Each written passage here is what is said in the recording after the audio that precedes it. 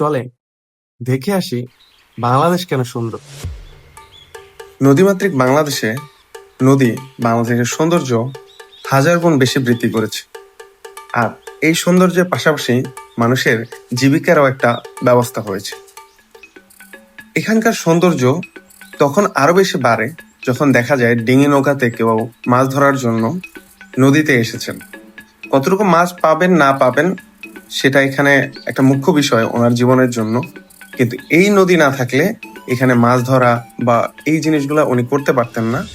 একজন মাছ শিকার করা মানুষকে যদি বলা হয় যে আপনি কখনো মাছ ধরতে পারবেন না বা আপনার আশেপাশে নদী বা বিল নেই, আপনি তখন কি করে খাবেন বা কি করবেন, এটা যদি ওনাকে জিজ্ঞেস করা হয় তখন তিনি এক বাক্যে উত্তরটা দিবেন এটাই, যে আমি হয়তো আমার যেই সবচেয়ে প্রিয় কাজটা সেটাকে করতে পারবো না।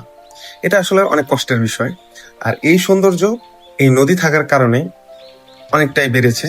কারণ জীবনের তাড়নায় হোক যে কোনো কারণেই হোক, এই জিনিসগুলো উপভোগ করার মতো বাংলাদেশের গ্রাম এই জিনিসটাকে উপভোগ করার জন্য সবচেয়ে ভালো জায়গা।